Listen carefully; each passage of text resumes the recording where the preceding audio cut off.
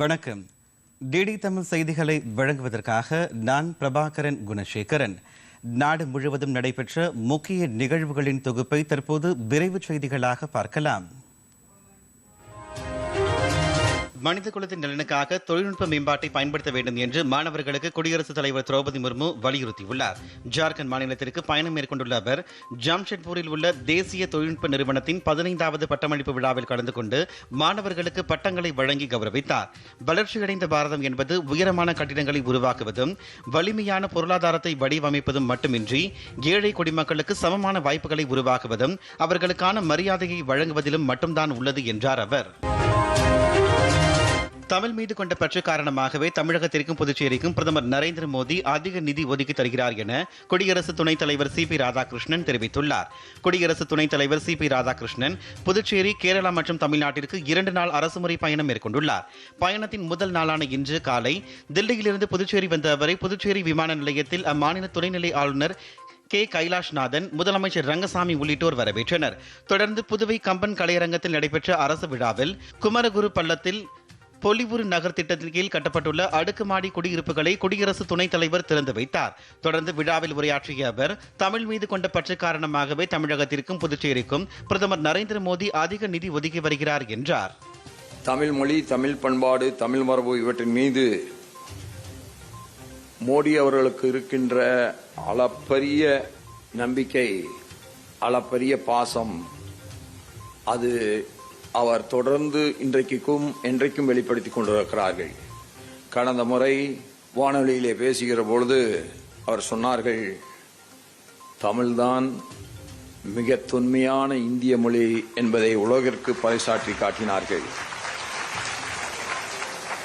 அப்படி அவர் தமிழ் மீதும் தமிழ் பண்பாட்டின் மீதும் தமிழர்கள் மீதும் கொண்டிருக்கின்ற பாசத்தின் காரணமாகத்தான் ஸ்மார்ட் சிட்டி திட்டங்கள் மிக அதிகமாக ஒரு மாநிலத்திற்கு கொடுக்கப்பட்டிருக்கிறது என்று சொன்னால் அது தமிழகத்திலும் நம்முடைய புதுச்சேரிக்கும் ஒதுக்கப்பட்டிருக்கிறது என்பதை நான் இந்த நேரத்தில் பெருமையோடு குறிப்பிட முடியும்.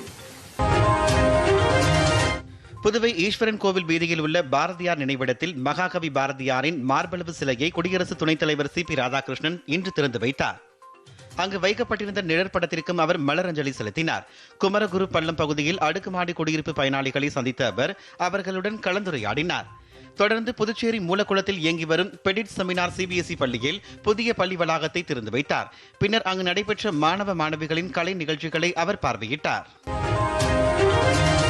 உலகம் முழுவதும் செயற்கை நுண்ணறிவு, உயிரி தொழில்நுட்பம், டிஜிட்டல் தொடர்பு ஆகியவை மனித வாழ்வின் ஒவ்வொரு அத்தியாயத்தையும் மறு வடிவமைப்பதாக குடியரசு துணைத் தலைவர் சி.பி. ராதாகிருஷ்ணன் கூறியுள்ளார்.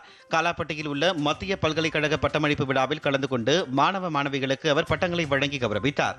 விழாவில் உரையாற்றிய அவர், டிஜிட்டல் கருவிகள் உற்பத்தி திறனை மேம்படுத்த முடியும் என்றாலும் ஆழ்ந்த சிந்தனை மற்றும் சமூகத்துடனான ஈடுபாட்டு திறனை குறைக்க அனுமதிக்க கூடாது என எச்சரித்தார். தேசிய கல்விக் கொள்கை தூதர்களாக இளம் பட்டதாரிகள் மாற வேண்டும் என்றும் அவர் கேட்டுக்கொண்டார். Approaches 2047. It all look like another 22 years. It looks like long 22 years. But the time is getting past just like that. So we are moving towards the Viksit Bharat. The rousing call given by our Prime Minister Sri Narendra Modi ji that our comprehensive roadmap for transforming our nation into a fully developed, prosperous and inclusive society. I mean, development can be called as development when it is an inclusive development for every section of the society.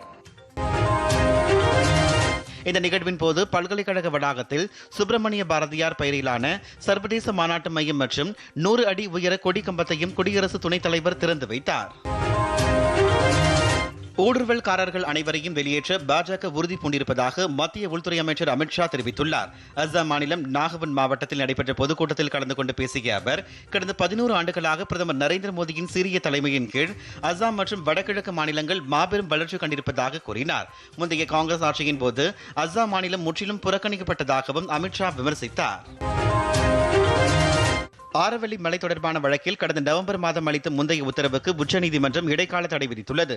Aravalli மலைகள் மற்றும் மலைத்தொடர்களின் வரையறை மற்றும் அதனுடன் தொடர்புடைய வழக்கு உச்சநீதிமன்ற தலைமை நீதிபதி சூரியகாந்த், நீதிபதிகள் JK மகேஸ்வரி, AG மசிக் தலைமையிலான விடுமுறை கால அமர்வு முன்பு இன்று விசாரணைக்கு வந்தது. இருதரப்பு வாதங்களையும் கேட்டிருந்த நீதிபதிகள் ஆரவல்லி மலைத்தொடரின் வரையறை குறித்து ஆய்வு செய்வதற்கு ஏதுவாக புதிய நிபுணர்கள் குழுவை அமைக்க உத்தரவிட்டது. உச்சநீதிமன்றம் கடந்த நவம்பர் 20ஆம் தேதி அளித்த தீர்ப்பு தொடர்பாக மேலும் விளக்கம் பெற வேண்டியிருப்பதால் ஏற்கனவே அளித்த தீர்ப்புக்கு இடைக்கால தடை விதிப்பதாகவும் நீதிபதிகள் அமர்வு உத்தரவிட்டது. ஆரவல்லி மலைத்தொடர் குறித்த உச்சநீதிமன்ற உத்தரவை வரவேற்பதாக மத்திய வனம் மற்றும் சுற்றுச்சூழல் அமைச்சர் பூபேந்திர யாதவ் கூறியுள்ளார். இது தொடர்பாக அவர் வெளியிட்டுள்ள சமூக வலைதள பதிவில் ஆரவல்லி மலைத்தொடரின் பாதுகாப்புக்கு அனைத்து உதவிகளையும் வழங்க அரசு உறுதி பூண்டிருப்பதாக கூறியுள்ளார். விரிவாக்கம் தொடர்பாக ஆய்வு செய்வதற்காக புதிய நிபுணர் குழுவை அமைத்திருப்பதற்கும் அமைச்சர் பூபேந்திர யாதவ் வரவேற்பு அளித்துள்ளார். திருச்சியில் உள்ள கோவில்களில் மத்திய வெளியுறவுத்துறை அமைச்சர் ஜெய்சங்கர் சுவாமி தரிசனம் செய்தார்.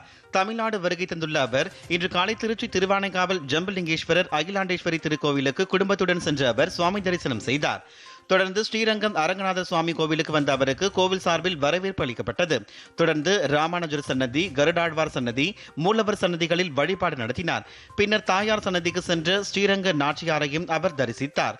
அப்போது அமைச்சரிடம் ஸ்ரீரங்கம் கோவில் சிறப்பு குறித்து கோவில் பட்டர்கள் எடுத்துரைத்தனர்.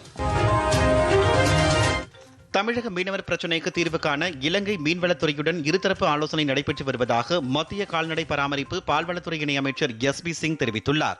மதுரையில் மீனாட்சி அம்மன் கோவிலில் சுவாமி தரிசனம் செய்த பின்னர் செய்தியாளர்களிடம் பேசிய அவர் கிராமப்புற விவசாயிகள், தொழிலாளர்களின் நலனில் மத்திய அரசு அதிக அக்கறை காட்டி வருவதாக கூறினார். தமிழக சட்டப்பேரவை தேர்தலில் தொகுதி பங்கீடு குறித்து கட்சி தலைமை அமைத்துள்ள உயர்மட்ட குழு முடிவு செய்யும் என்றார். மத்திய சிவில் விமான போக்குவரத்துறை அமைச்சர் ராம்மோகன் நாயுடுவை மத்திய தகவல் ஒலிபரப்புத்துறை இணையமைச்சர் முருகன் சந்தித்து பேசினார்.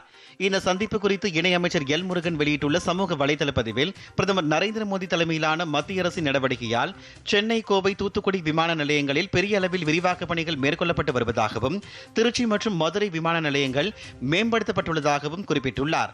சிவில் விமான போக்குவரத்து அமைச்சருடனான இந்த சந்திப்பின் போது தமிழக விமான நிலையங்களில் மேற்கொள்ளப்படும் பணிகள் மற்றும் விமான நிலைய பெயர் மாற்றத்திற்கான கோரிக்கைகளை முன்வைத்ததாகவும் கூறியுள்ளார். கோவை விமான நிலையத்தின் விரிவாக்க பணிகளை விரைந்து செயல்படுத்த கோரிக்கை விடுத்ததோடு டியூட்டிகோரின் என்ற பெயரை தூத்துக்குடி விமான நிலையம் என்று பெயர் மாற்றம் செய்ய வேண்டும் என்று கோரிக்கை வைத்ததாகவும் தெரிவித்துள்ளார். தலைநகர் டெல்லி உள்ளிட்ட வட மாநிலங்களில் கடும் பனியால் ரயில்கள், விமானங்கள் சேவை பாதிக்கப்பட்டுள்ளது. கடந்த சில நாட்களாகவே தில்லியில் கடும் பனிப்பொழிவு நிலவுகிறது. கடும் பனிப்பொழிவால் சாலையில் செல்லும் வாகனங்கள் கூட கண்ணுக்கு தென்படவில்லை. இதனால் சாலை போக்குவரத்துடன் ரயில், விமான சேவைகளும் பாதிக்கப்பட்டுள்ளன. பனிமூட்டம் காரணமாக தில்லி விமான நிலையத்தில் சில விமானங்கள் தாமதமாக இயக்கப்படுகின்றன. சில ரயில்கள் தாமதமாக இயக்கப்படும் என அறிவிக்கப்பட்டதால் பயணிகள் சிரமம் அடைந்தனர். ஆந்திர பிரதேசத்தில் டாடா நகர் எக்ஸ்பிரஸ் ரயிலின் 2 பெட்டிகள் தீப்பிடித்த விபத்தில் பெண் பயணி ஒருவர் உயிரிழந்தார். ஜார்க்கண்ட் மாநிலம் டாடா நகரிலிருந்து கேரள மாநிலம் எர்ணாகுளத்துக்கு வழக்கமாக இயக்கப்பட்டு வரும் எக்ஸ்பிரஸ் ரயில் ஆந்திர மாநிலம் அனகப்பள்ளி அருகே சென்று கொண்டிருந்தது. அப்போது அதிகாலை 2 மணியளவில் ரயிலின் B1, M1 ஆகிய 2 AC பெட்டிகளில் தீ விபத்து ஏற்பட்டது. இதைக் கண்டு அதிர்ச்சியடைந்த பயணிகள் துரிதமாக செயல்பட்டு அபாய சங்கிலியை பிடித்து இழுத்து ரயிலை நிறுத்தினர். உடனடியாக சம்பவ இடத்துக்கு வந்த தீயணைப்பு துறையினர் ரயில் பெட்டியில் பற்றி எரிந்த தீயை அணைக்கும் பணியில் ஈடுபட்டனர்.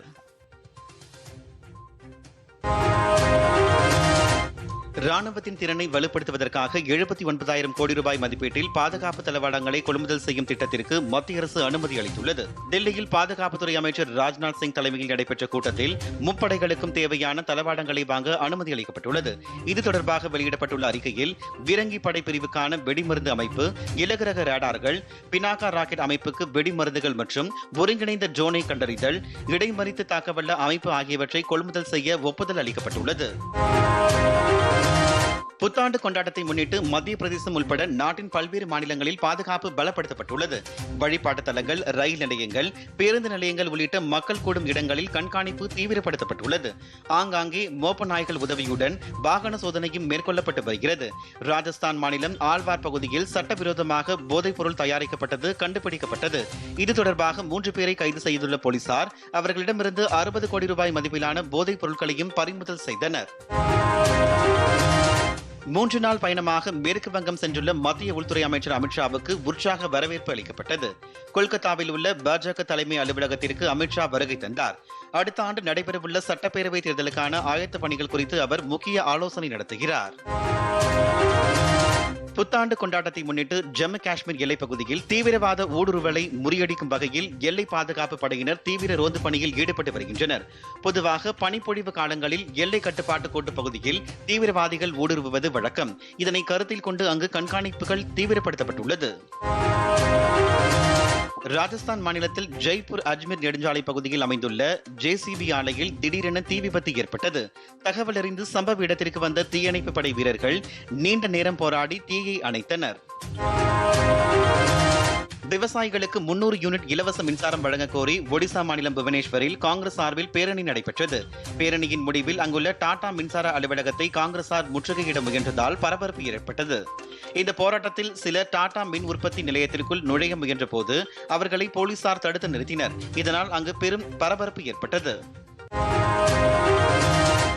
முத்ரா திட்டம் மூலம் 52 லட்சம் பேரின் வாழ்வில் மாற்றம் ஏற்பட்டுள்ளதாகவும் தமிழ்நாட்டில் மட்டும் 3 கோடி ரூபாய் கடன் வழங்கப்பட்டிருப்பதாகவும் தமிழ்நாடு ஆளுநர் RN ரவி கூறியுள்ளார். இந்திய பொருளாதாரம் உள்நாட்டு யதார்த்தங்களையும் உலக மாற்றங்களையும் எதிர்கொள்வது என்ற தலைப்பில் சென்னையில் தனியார் பல்கலைக்கழகத்தில் நடைபெற்ற 3 நாள் தேசிய மாநாட்டின் நிறைவு விழாவில் அவர் கலந்து கொண்டு உரையாற்றினார். பிரதமர் நரேந்திர மோடியின் பொருளாதார மாதிரி திட்டம் அனைவரையும் உள்ளடக்கியதாக இருப்பதோடு சமூகத்தின் கடைசி நபருக்கும் பயன் தருவதாக பெருமிதம் தெரிவித்துள்ளார். ஸ்டார்ட் அப் துறையில் இந்தியா உலகின் 3 முன்னணி நாடுகளில் ஒன்றாக திகழ்வதாக ஆளுநர் RN ரவி குறிப்பிட்டார். தம்முடன் 95% தொண்டர்கள் இருப்பதாக பாமக நிறுவனர் ராமதாஸ் தெரிவித்துள்ளார். பாமக மாநில செயற்குழு பொதுக்குழு கூட்டம் சேலத்தில் நடைபெற்றது. இதில் பேசிய ராமதாஸ் வெறும் 5% பேரை மட்டும் வைத்துக் கொண்டு கோடிக்கணக்கில் செலவு செய்து அன்புமணி ஏமாற்றி வருவதாக விமர்சித்தார். சட்டப்பேரவை தேர்தலில் மிகப்பெரிய வெற்றி கூட்டணியை தான் அமைக்க உள்ளதாகவும் அவர் குறிப்பிட்டார். முன்னதாக தேர்தலில் பாமக யாருடன் கூட்டணி அமைப்பது என்பது குறித்து தீர்மானிக்க ராமதாசுக்கு முழு அதிகாரம் வழங்கி செயற்குழு பொதுக்குழுவில் தீர்மானம் நிறைவேற்றப்பட்டது. பணி நியமனம் உள்ளிட்ட பல்வேறு கோரிக்கைகளை வலியுறுத்தி பகுதி நேர ஆசிரியர்கள் உண்ணாவிரத போராட்டத்தில் ஈடுபட்டனர். சென்னை சுவாமி சிவானந்த சாலையில் நடைபெற்று வரும் இந்த போராட்டத்தில் 500க்கும் மேற்பட்ட பகுதி நேர ஆசிரியர்கள் கலந்து கொண்டு தங்களது கோரிக்கைகளை வலியுறுத்தி முழக்கங்களை எழுப்பினர். கடந்த 14 ஆண்டுகளாக பகுதி நேர ஆசிரியர்களாக பணியாற்றி வரும் தங்களுக்கு திமுக அளித்த தேர்தல் வாக்குறுதியில் இடம்பெற்றுள்ளது போல் பணி நிரந்தரம் செய்ய வேண்டும் என்று வலியுறுத்தினர். கோரிக்கை நிறைவேற்றப்படாவிட்டால் போராட்டம் மேலும் தீவிரமடையும் என்றும் ஆசிரியர்கள் எச்சரிக்கை விடுத்தனர். திருத்தணி செல்லும் ரயிலில் கத்தியுடன் ரீல்ஸ் எடுத்த சிறுவர்களை தடுக்க முயன்ற சுராஜ் என்ற வடமாநில இளைஞர் மீது கொலைவெறி தாக்குதல் நடத்தப்பட்டிருப்பது வன்மையாக கண்டிக்கத்தக்கது என்று எதிர்க்கட்சித் தலைவர் எடப்பாடி பழனிசாமி கூறியுள்ளார். இதுகுறித்து அவர் வெளியிட்டுள்ள சமூக வலைதள பதிவில் படிக்கும் புத்தகம் இருக்க வேண்டிய கைகளில் பட்டாக்கத்தி வந்திருப்பது திமுக அரசின் அவலத்தை காட்டுகிறது என்று விமர்சித்துள்ளார். தமிழ்நாட்டை இப்படியொரு கொடூர நிலைக்கு தள்ளிவிட்டது திமுக அரசுதான் என்று குற்றம் சாட்டியுள்ள எடப்பாடி பழனிசாமி சிறுவர்கள் கையில் போதைப் பொருளும் அறிவாலும் செல்லும் நிலை உருவானதற்கு முதலமைச்சரே காரணம் என்று குறிப்பிட்டுள்ளார். பல் மருத்துவர்களின் எதிர்காலத்தை திமுக அரசு கேள்விக்குறியாக்கியிருப்பதாக பாஜக மாநில தலைவர் நயினார் நாகேந்திரன் விமர்சித்துள்ளார். இதுகுறித்து அவர் வெளியிட்டுள்ள சமூக வலைதள பதிவில் பணி நிரந்தரம், ஊதிய உயர்வு உள்ளிட்ட பல்வேறு அம்ச கோரிக்கைகளை வலியுறுத்தி தூய்மை பணியாளர்கள் முதல் அரசு மருத்துவர்கள் வரை அனைவரும் தெருவில் இறங்கி போர்க்கொடி பிடிக்க துவங்கிவிட்டதை அவர் சுட்டிக்காட்டியுள்ளார். அவரவர் பிள்ளைகளுக்கு ஆட்சி அதிகாரம், அமைச்சர் பதவி என கண்ணும் கருத்துமாக செயல்பட்ட திமுக தலைவர்கள் தங்களை நம்பி வாக்களித்த தமிழக பிள்ளைகளின் எதிர்காலத்தை கை கழுவி விட்டது அப்பட்டமான நம்பிக்கை துரோகம் என்று நயினார் நாகேந்திரன் விமர்சித்துள்ளார். சிவகங்கை மாவட்டம் கீழடியில் 11ஆம் கட்ட அகழாய்வு பணிகளை மேற்கொள்வதற்கு இந்திய தொல்லியல் துறை அதிகாரப்பூர்வமாக அனுமதி அளித்துள்ளது. 10ஆம் கட்ட அகழாய்வு குறித்த அறிக்கையை மத்திய அரசிடம் தமிழ்நாடு தொல்லியல் துறை சமர்ப்பித்ததை அடுத்து 11ஆம் கட்ட அகழாய்விற்கு அனுமதி வழங்கப்பட்டுள்ளது. கீழடியில் இதுவரை 4% குறைவான பரப்பளவே ஆய்வு செய்யப்பட்டுள்ளது. 11ஆம் கட்ட ஆய்வு மூலம் வைகை நதிக்கரை நாகரிகத்தின் எஞ்சிய ரகசியங்களை வெளிக்கொணர திட்டமிடப்பட்டுள்ளது. கீழடி மட்டுமின்றி அதனை சுற்றியுள்ள கொந்தகை, அகரம் மற்றும் மணலூர் ஆகிய பகுதிகளிலும் விரிவான ஆய்வுகள் தொடர வாய்ப்புள்ளது. இதுவரை நடைபெற்ற 10ஆம் கட்ட அகழாய்வுகளில் சுமார் 20,000க்கும் மேற்பட்ட தொல்பொருட்கள் கண்டெடுக்கப்பட்டுள்ளன. சட்டசபை தேர்தலில் நீதியின் நெருப்பில் திமுக சுட்டு பொசுக்கப்படும் என பாஜக மாநில தலைவர் நயினார் நாகேந்திரன் கூறியுள்ளார். இதுகுறித்து அவர் வெளியிட்டுள்ள சமூக வலைதள பதிவில் கரூர் மாவட்டம் குளித்தலை அருகே விளையாடிக் கொண்டிருந்த 7 வயது சிறுமி பாலியல் வன்கொடுமை செய்யப்பட்டுள்ளதாக வெளியாகியுள்ள செய்திகள் நெஞ்சை பதைக்க வைப்பதாக கூறியுள்ளார். அரசியல் தலைவர் என்பதையும் தாண்டி ஒரு தகப்பனாக இச்சம்பவத்தை தன்னால் ஜீரணித்துக் கொள்ளவே முடியவில்லை என்று கூறியுள்ளார். இந்த டாஸ்மாக் மாடல் அரசின் கீழ் போதையின் பிடியில் சிக்கியுள்ள தமிழகத்தில் பெண்களுக்கு எதிரான வன்முறை குற்றங்கள் நாளுக்கு நாள் பெருகி வருகின்றன என்று கூறியுள்ள நயினார் நாகேந்திரன், அவை அனைத்திற்கும் பின்னணியில் போதையின் கரங்கள்தான் ஓங்கி இருக்கின்றன என்று குறிப்பிட்டுள்ளார்.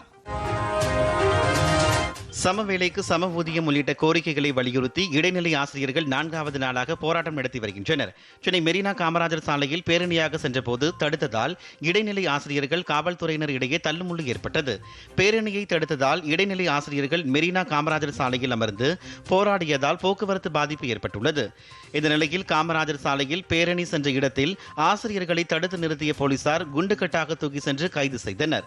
பேரணியாக சென்றபோது காவல்துறையினர் உடனான தள்ளுமுள்ளு ஏற்பட்டதில் இடைநிலை ஆசிரியர் ஒருவர் மயக்கமடைந்தார்.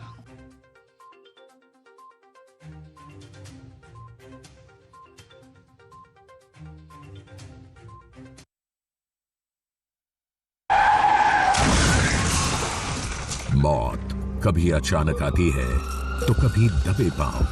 दुर्घटना प्रभावित गर्भवती महिला, थैलेसीमिया रोगी के लिए रक्त का अभाव जानलेवा हो सकता है। जिंदगी और मौत की इस लड़ाई में आप बन सकते हैं सुपर हीरो। रक्तदान करने से कम नहीं होता, गर्व होता है, जान बचाने का गर्व। आखिरकार मैं 18 की हो गई तो इस बार मैंने वोट भी डाला और खून भी दे पाई। 65 साल की उम्र तक 177 बार किया स्वैच्छिक रक्तदान और यही है मेरा अभिमान। कीजिए रक्तदान और बनिए किसी के चेहरे की मुस्कान। लेकिन नन्ही सी जान, आपका हमेशा करेंगे सम्मान। आप हो मेरे सुपर हीरो। रक्तदान यानी जीवन दान। Thank you. Blood transfusion services division DGHS, स्वास्थ्य एवं परिवार कल्याण मंत्रालय, भारत सरकार द्वारा जनहित में जारी। அரசுடன் நடத்தப்பட்ட பேச்சுவார்த்தை தோல்வியடைந்துள்ள நிலையில் வரும் 6ஆம் தேதி முதல் நடைபெறவுள்ள ஜாக்டோ ஜியோ காலவரையற்ற வேலை நிறுத்தத்தில் அரசு ஆரம்ப பள்ளி ஆசிரியர் கூட்டணி பங்கேற்கும் என அறிவிக்கப்பட்டுள்ளது. இந்த சங்கத்தின் மாநில செயற்குழு கூட்டம் நாகை மாவட்டம் வேளாங்கண்ணியில் நடைபெற்றது.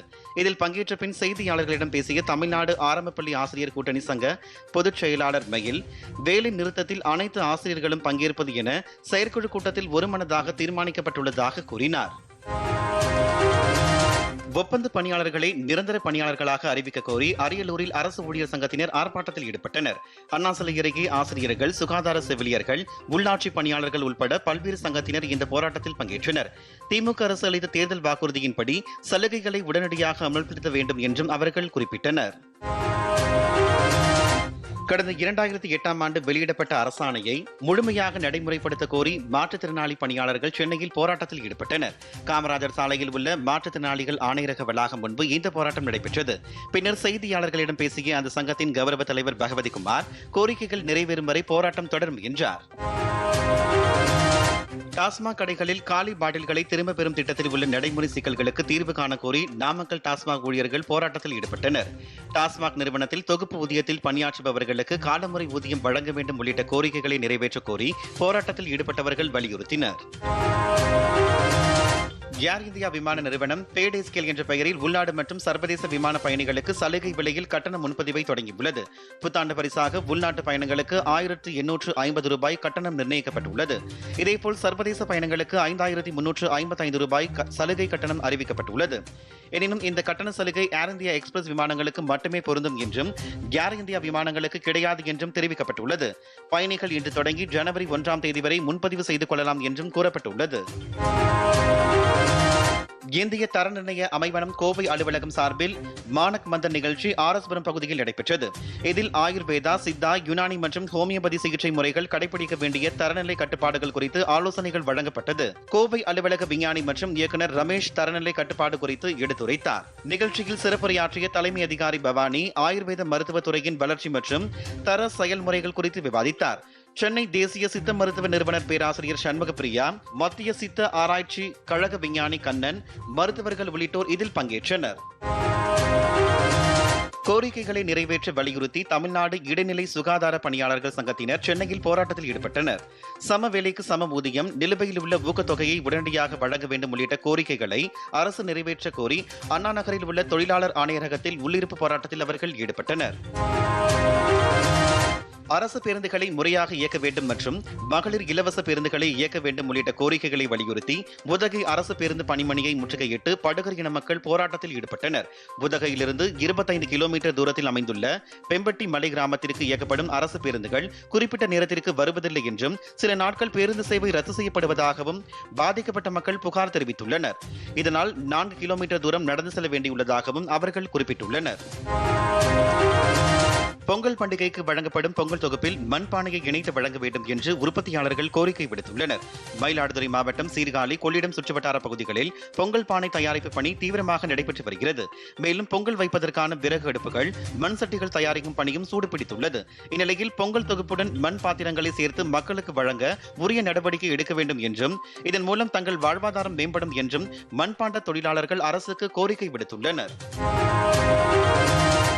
போடி சட்டப்பேரவை தொகுதிக்கு உட்பட்ட மலை கிராமத்தில் ஒரே முகவரியில் 93 பேருக்கு வாக்கு உள்ளது குறித்து நடவடிக்கை எடுக்கப்பட்டு வருவதாக போடி வட்டாட்சியர் சந்திரசேகர் தெரிவித்துள்ளார்.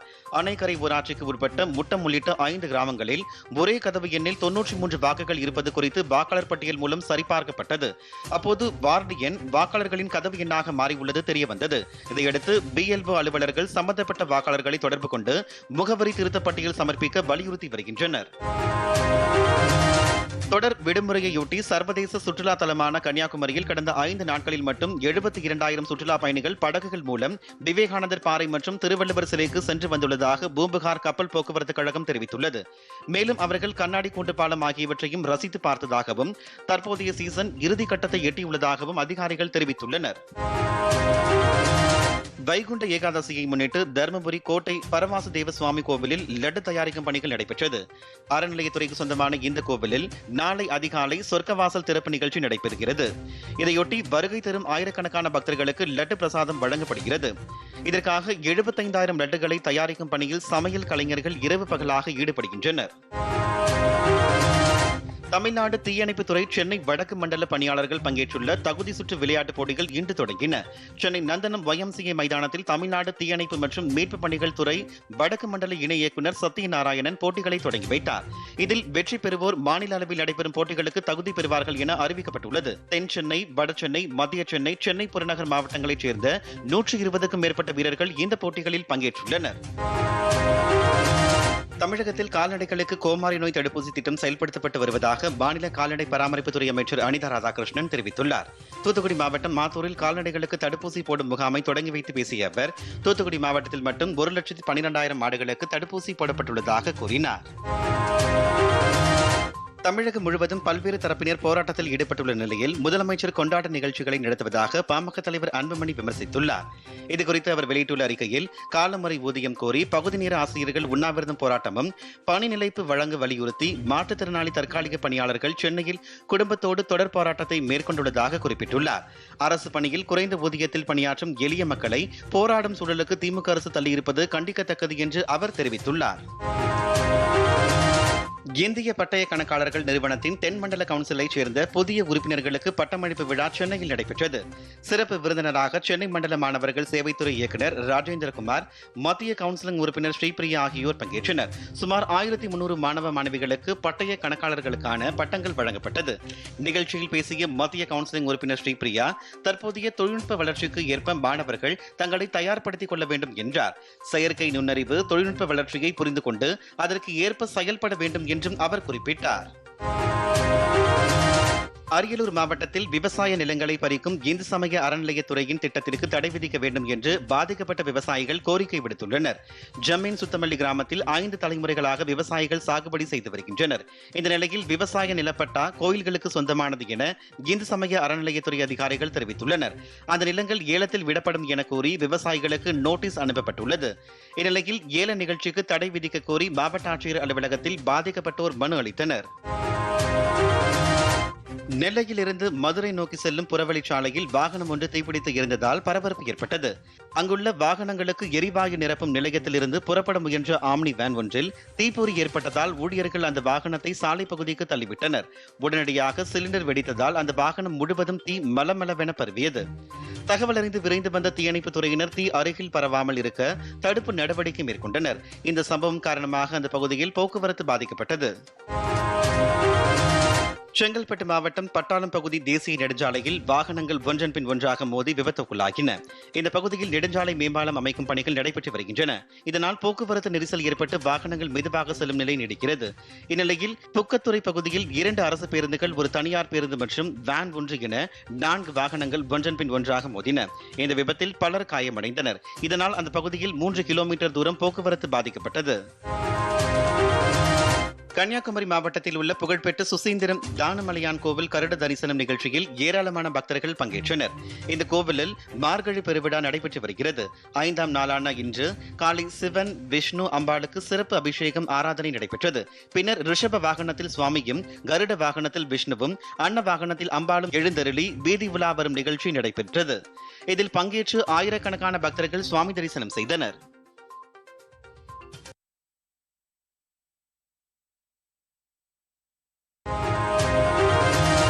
தோஹாவில் நடைபெற்ற ஃபிடே உலக ரேபிட் செஸ் சாம்பியன்ஷிப்பில் இந்தியாவின் அர்ஜுன் எரிகைசி மற்றும் கொனேரி ஹம்பி முறையே ஆண்கள் மற்றும் பெண்கள் பிரிவுகளில் வெண்கலப் பதக்கங்களை வென்றனர்.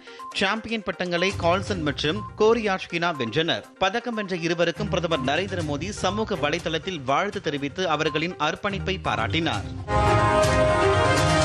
ராஞ்சியில் தொடங்கிய மகளிர் ஹீரோ ஹாக்கி இந்தியா லீக் தொடரின் முதல் ஆட்டத்தில் SG ஃபைபர்ஸ் அணி 2-0 என்ற கோல் கணக்கில் ராஞ்சி ராயல்ஸ் அணியை வீழ்த்தி அபார வெற்றி பெற்றது.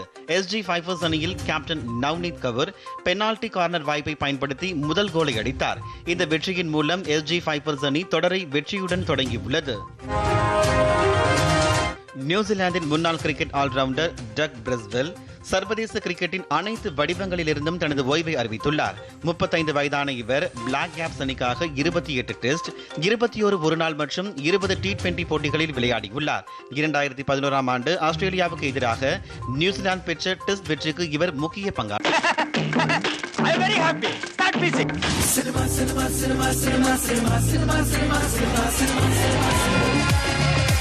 అర్థమైందా రాజా? నాలుగు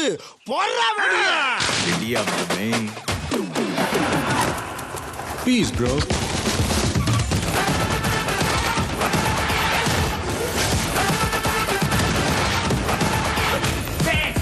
ரொம்ப வருஷம் ஆச்சுல. ஆரம்பிக்கலாங்களா?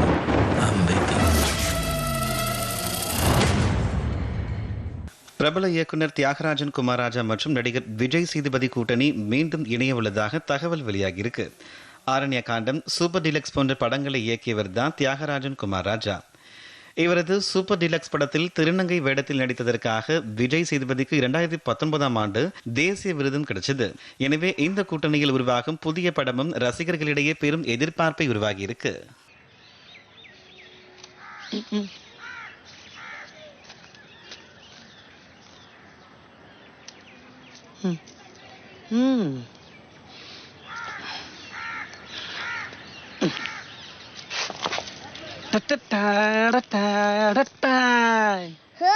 சூப்பர் பண்ணி 2025ஆம் ஆண்டு அதிக வசூல் செய்த படம் என்ற சாதனையை ரன்வீர் சிங் நடிப்பில் வெளியான துரந்தர் படம் படைத்துள்ளது. பாலிவுட் இயக்குனர் ஆதித்யா தார் இயக்கத்தில் கடந்த 5ஆம் தேதி வெளியான இந்த படத்துல மாதவன், அக்ஷய் கண்ணா, அர்ஜுன் ராம்பால், சஞ்சய் தத், சாரா அர்ஜுன் ஆகியோர் முக்கிய கதாபாத்திரங்களை நடிச்சிருக்காங்க.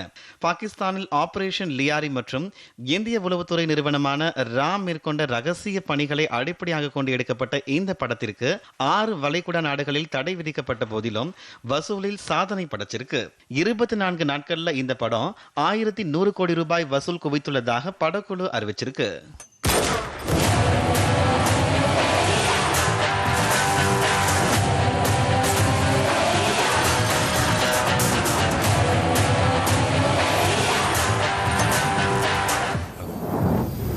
मैं धमाका शुरू करूं?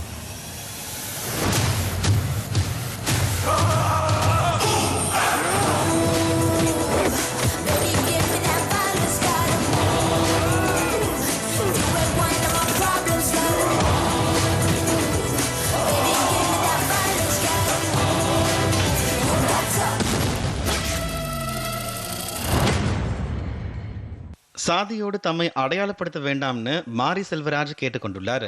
துரு விக்ரமை வைத்து மாரி செல்வராஜ் இயக்கிய பைசன் படம் அண்மையில் வெளியாகி மிகப்பெரிய வெற்றியை பெற்றது.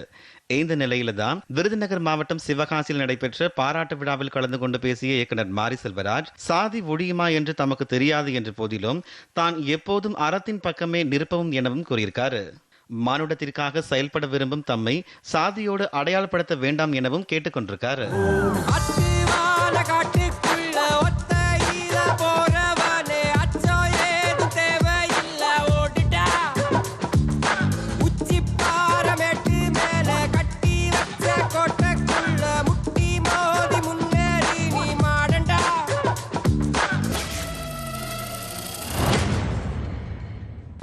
ராம் சரணின் பெத்தி படத்தில் ஜெகபதி பாபுவின் ஃபர்ஸ்ட் லுக் வெளியிடப்பட்டிருக்கு. கேம் சேஞ்சர் படத்தின் தோல்விக்கு பிறகு நடிகர் ராம் சரண் பெத்தி படத்தில் நடிச்சு வர்றாரு. காதல் படமான உப்பென்னா மூலம் இயக்குநராக அறிமுகமான புஜி பாபு சனா இந்த படத்தை இயக்குறாரு. நடிகை ஸ்ரீதேவியின் மகளும் பாலிவுட் நடிகையுமான ஜான்வி கபூர் கதாநாயகியாக நடிக்கும் இந்த படத்துல சிவராஜ்குமார், மிர்சாபூர் புகழ் திவ்யேந்து, ஜெகபதி பாபு ஆகியோர் முக்கிய கதாபாத்திரத்தில் நடிக்கிறாங்க. ஏஆர் ரஹ்மான் இசையமைக்கும் இந்த படம் அடுத்த ஆண்டு மார்ச் மாதம் 27ஆம் தேதி வெளியாகவிருக்கு. நன்றி, வணக்கம்.